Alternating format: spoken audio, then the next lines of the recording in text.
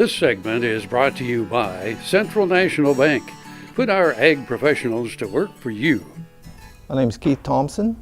I'm from Osage City, Kansas. I've been a continuous no-tiller since 1992, and I've been on the no-till board member for almost the inception of no-till on the plains. We have row crop cattle. We grow corn, soybeans, sunflowers, wheat, rye, and just whatever seems to be needed. Lots of cover crops. First time that I'd seen cover crops and covers being rolled down was in 1999. We took a trip to South America, to Argentina, specifically to look at no-till rotations and long-term breaks. And that was there where I got introduced to how they were using covers for cattle. First time I saw how they used long-term breaks to break up weed pressures.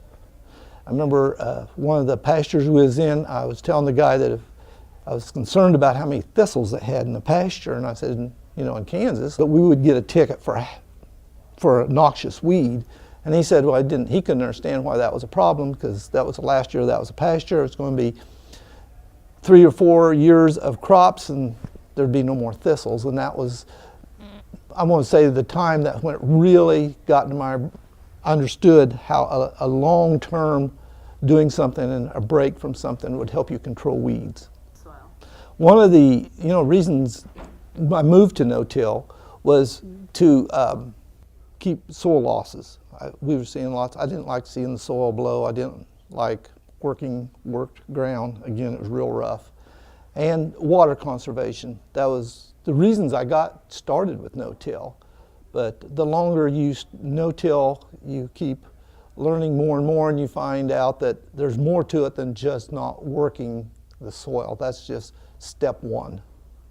And so then, over the years, I've learned the value of long-term rotations, diversity into the landscape, understanding how much intensity you have, and the intensity is how the type of crop you plant, how quickly it uses up water.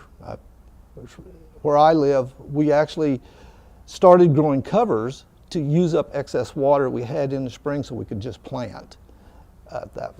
And then the further you go west, well, that becomes the opposite way. That's not a worry. So it kind of depends on, we've used covers to manage concerns we have. The number one thing that is true about using a cover every time is we see less weeds in our crops. One of the things that I discovered first when I first started going to conferences about no-till was, it dawned on me I need to get my rest of my family involved in coming to these. Trying to explain this was almost too much trouble. I learned how to take pamphlets and things to my landlords so they could understand why I was doing what we were doing, because it was, when we started really using lots of covers in 2002, it seemed odd to a landlord, like, why are you doing this? And then explaining the benefits of nutrient recycling.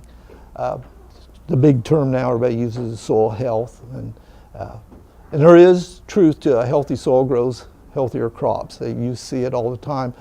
Since we started using covers and doing no-till, I've cut my insecticide use, I would say 99%. And herbicide use, we don't have to use as much. We still use herbicides. I don't. At this time, it's something we have to use. I can see that with covers, we use less and less. And I know that I would say in the last 10 years, we've even cut our herbicide total use by half. Because a lot of times we don't ever have to spray a second time, a one-time deal. Between the covers and a pre controls our weeds for the summer.